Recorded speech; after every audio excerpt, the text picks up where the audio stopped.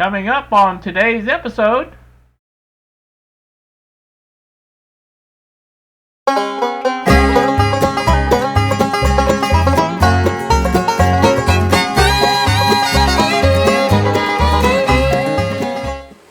good Wednesday afternoon to you all, YouTube. It is a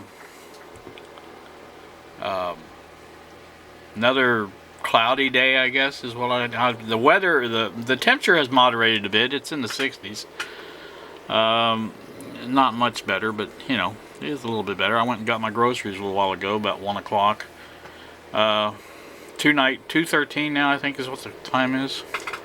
Let me double check. 2:33. Knew there was a 3 involved. Anyway, as you can see, here is the hybrid radio project going strong.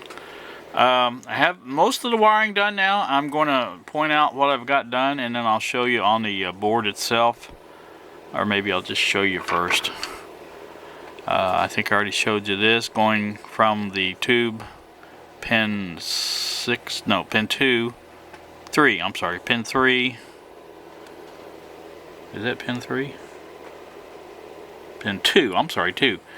Yeah, I keep forgetting where I'm at. That's the plate of the tube. It goes to the IF, that goes there. Pin 3 is the one we kept getting messed up. That goes to the coil over here on pin, not pin, but terminal number 5, as you can see right there. And that's hooked up. Number 4, I failed to mark that off on here. It's hooked up. That was already hooked up to that tremor. I also have, let's see, oh, that was the one I just pointed out. Also have this one from pin 2 or terminal 2 of the coil to pin 3 of the, maybe that's the one I was, that's the one I was, yeah, okay, that's it. Alright, that's it. That's the one going from pin 3 of the tube over to pin number 2, or terminal number 2 of this. This is it. So that's that one. The other one I was pointing out, this one on 5 goes to the pin 4, which is up here. As you can see, I've got that brown wire right there going. That goes over to pin or terminal 5 of the coil, and that's marked, or that's set in, or whatever you want to call it. This pink wire here comes from the. This is on pin 6 of the tube, and goes to the antenna capacitor section of the tuning capacitor. That's done. Now the only thing that's got to get done on that is the wire from the antenna comes in and plugs in there as well, and that will be done shortly. Well, not shortly, but it will be done. The rest of it I've already went over here. I've yet to do a couple of things here, but I felt like an update was warranted. In other words, all of the coil wires now have been wired, and it's completely installed. I have this one going down to this. That is that capacitor there on the board, and so all this is here. Now the thing I've got to do is on this side of the 6.8K, I said it right this time. On this side of the 6.8K resistor and this line here, there is a 0.02 microfarad to ground, and I have to get that in. So basically from this point right here to ground is where that goes. So that's got to be put in. I'm still not sure about this other stuff here. I've got to look at the whole schematic and see if there was more to this. That may have something to do with something else, but it was apparently tied to that, according to that little ball there. So I don't know if it's, you know, I guess it probably wouldn't hurt anything because it's just basically 4.7 meg. It's nothing, no big current flowing through there, obviously. And it's another 0.02 to ground. So basically we have this one here already. So I don't know. I'm going to ask Bob about that, see what he thinks. But anyway, that's that. And everything else, like I said, is pretty much done. So probably the next thing I'll do is add this 0.02 here to ground and get that in. And Bob's a big believer in caps, so he may go ahead and say go ahead and put it in, because he says you can't have too many caps. So I don't know that I agree with that, but you know, it's Bob. This one here goes on the brown wire. This is a 0.05 to ground, and that's the antenna ground. And like I said, that's there. And so all the rest of this, like I say, is done, with the exception of this end. And I still have got to find me a switch for this, and get me either a battery holder or something for the, I think I've got a C battery holder in my drawer there, and I may use that for the, it doesn't matter if it's C or D. No longer than we're going to be operating this thing, it should be fine. I got 820, I should have some 820 ohm resistors, and something just fell, but that's okay. So, and then next thing I'm going to do is probably put in some terminals, those green screw terminals, if you recall those, and that's how I'm going to hook up my power and my signals and things like that. Well, I don't know about signals, but power for sure. And that will be pretty much ready to go then when I get that done. But there's a wide shot of the, well, there would be a wide shot if I get it in there. There you go, how's that? There's a wide shot of the, I'll tell you what, I've still got a runny nose, and I hate having a runny nose because you have to run to the bathroom every 5 minutes to blow your nose. So I don't like that. Anyway, that's a wide shot of that, and I think it's going to be a pretty good little deal. I think it'll work all right. Still haven't decided totally how I'm going to do some legs on this.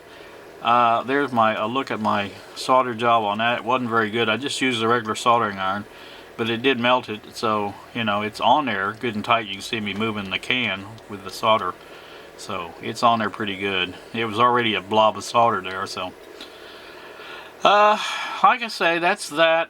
I got to put the tube back in when we get ready to go, but I figured there's no sense in leaving it over here and getting a pin broke off it or something. But there's a look at it. And like I said, we'll have one more capacitor to add from here to ground, and I don't know what ground I'm going to run to. I might just run it to that one. That's a close one there, so here to here, that wouldn't be too bad. So, but I do have, this is our B plus line here, and like I said, that's how she's shaping up, and I'm happy with it, very happy.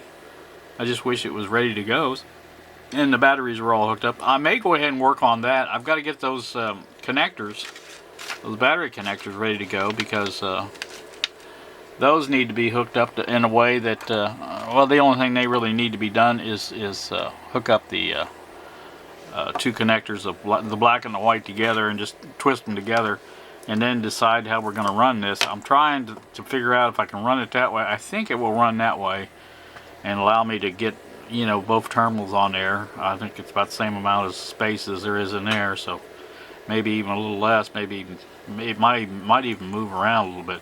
Now that's too much, I think, so that won't work there. But anyway, we'll figure it out. Now that might work. Yeah, that might. Huh. Okay, we'll figure it out, like I say, how we're going to do it. But however we do it, we'll do it. And like I say, I want to get this thing up and running and figure out if it's going to work or not. You know, I can't see any reason why it wouldn't work. The only thing I can say at this point in time on why it might not work is because of my wiring. My wiring is probably not the best as far as running the wires here and there and yonder and whatever. I don't know if that'll mess up the oscillator or not, but if anything would, that would probably be the thing.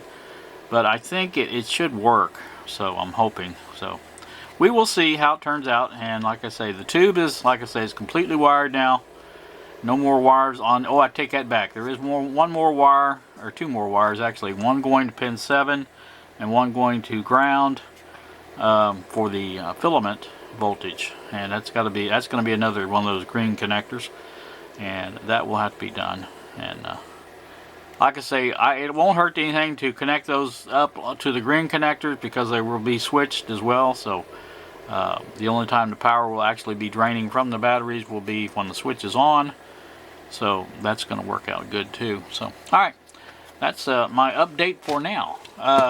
I probably won't come back again this time because I wanted to basically get this accomplished.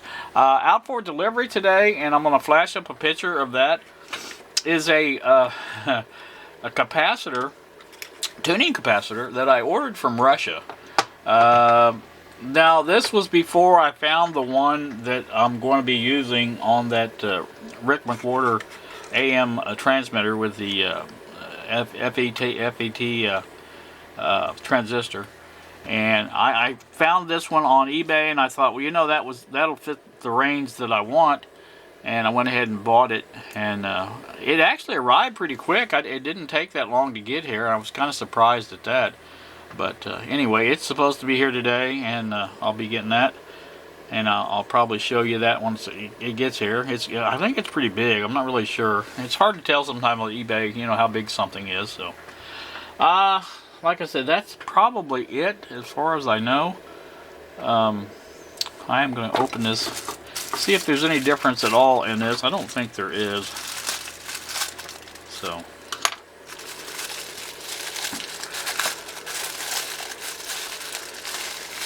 Other than being in a plastic bag by itself, no, there's no difference. So there you go. There's the same. That's the same thing I got. Only I got 10 of them. So crazy, I know. You know, the guy would be. I think the guy would be better off if he ordered 10 of them, had stock, or maybe that's what he did. Maybe he just ran out. I don't know. But you know, if he had, you know, the 10 of them or whatever he ordered, and because that would be cheaper to buy them that way than just a single one, I would think.